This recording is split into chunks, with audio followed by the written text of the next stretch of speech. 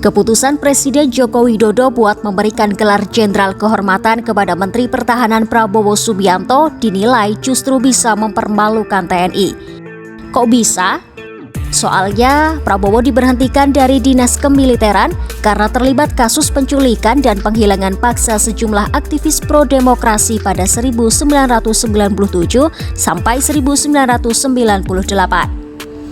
Direktur Imparsial Gufron Mabruri mengkhawatirkan pemberian gelar itu kepada Prabowo bisa berbahaya dan semakin melanggengkan impunitas atas aksi kejahatan yang melibatkan militer.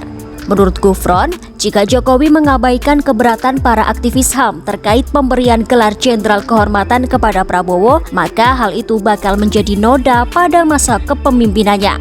Gufron menambahkan, jika langkah ini tetap dilakukan, Jokowi akan dicatat sepanjang sejarah Indonesia sebagai presiden yang memberikan gelar Jenderal Kehormatan kepada terduga pelaku pelanggaran HAM berat di Indonesia.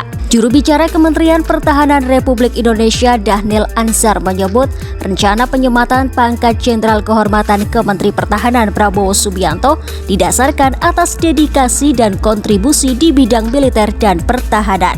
Sehingga Markas Besar TNI mengusulkan ke Presiden Joko Widodo untuk menaikkan pangkat Prabowo.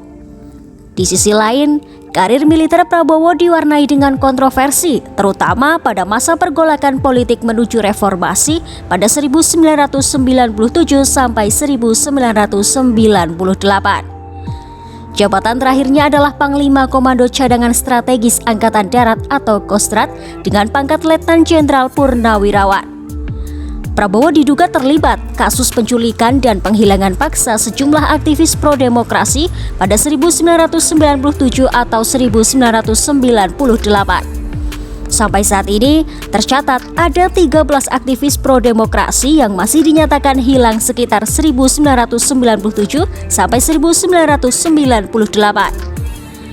Terkait peristiwa itu, Dewan Kehormatan Perwira TNI memutuskan memberhentikan Prabowo dari dinas kemiliteran karena terbukti terlibat dalam penculikan dan penghilangan orang paksa terhadap sejumlah aktivis 1997 atau 1998. Pada 23 Mei 1998, Presiden B.J. Habibie pun mencopot Prabowo dari jabatannya sebagai Panglima Kostrat, lalu ditempatkan sebagai Komandan Sekolah Staf dan Komando ABRI. Diketahui penculikan aktivis 1997 atau 1998 dilakukan oleh kelompok bernama Tim Mawar yang dibentuk oleh Mayor Bambang Kristiono. Tim Mawar merupakan tim kecil dari Komando Pasukan Khusus atau Kopassus Grup 4 TNI Angkatan Darat. Saat penculikan terjadi, Prabowo berstatus sebagai Komandan Jenderal Komando Pasukan Khusus atau Danjen Kopassus.